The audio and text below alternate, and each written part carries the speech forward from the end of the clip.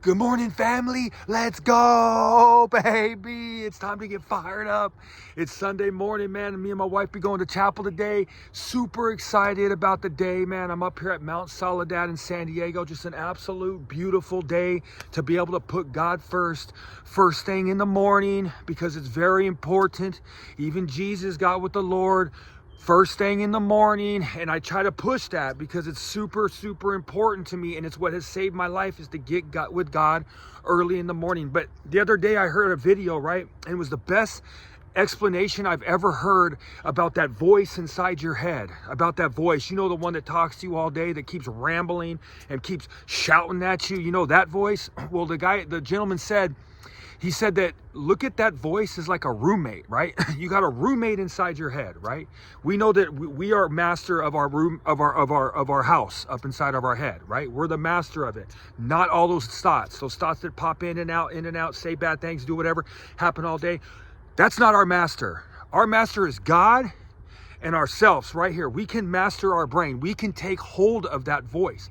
But he said, look at it as like a roommate that's inside your apartment all day long, and it's constantly just, he's saying things, shouting things. Some things are true, some things are not, but you have to be able to know what ones are true and what's not. So for me, since I've walked with God, before I walked with God, my roommate in my mind used to say, you're not good enough.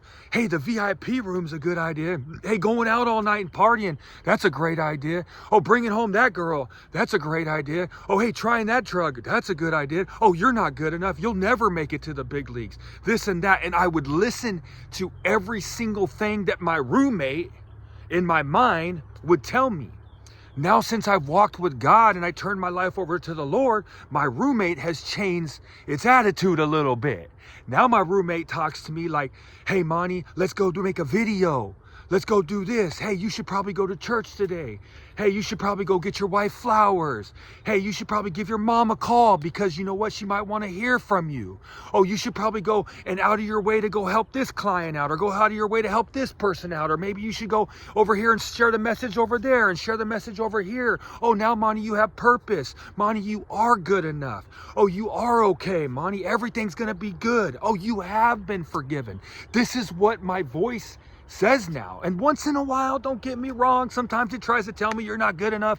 I can go, like I said, I can go do a speech, I can go talk at an event, and all of a sudden it will start to say, man, that wasn't good enough. But I know now, because I've been shown the truth, which voice that when it's lying to me or not. You know what I'm saying? But look at that voice in your head as a roommate. But remember, God is in control, and you're in control of that.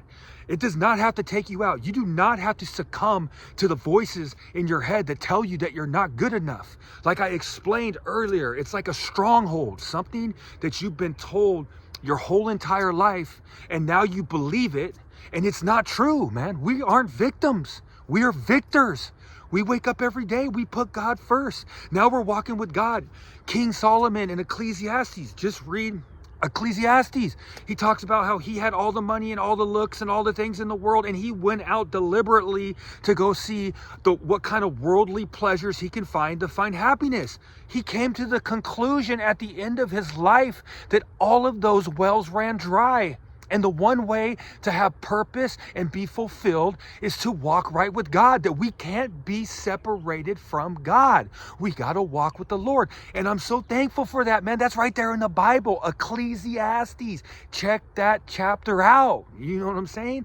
But we don't listen to that roommate, that bad roommate in our head. We turn our life over to God, and the roommate changes his attitude, and things start to change. My self-talk now is impeccable, even though there are times, don't think that I'm perfect. There's times that that I do, how would I say this? That I do sometimes consume what the bad, you know, the stronghold saying, and I'll think about it, but then right away, like about, you know, if I'm dwelling on it for like 30 seconds, I'm like, you know what? That ain't true. That ain't true. At least I'm able to go up there and share the good news. I was a junkie 3 years, 8 months ago. Now I'm in front of a bunch of people sharing a message, man. That's good enough.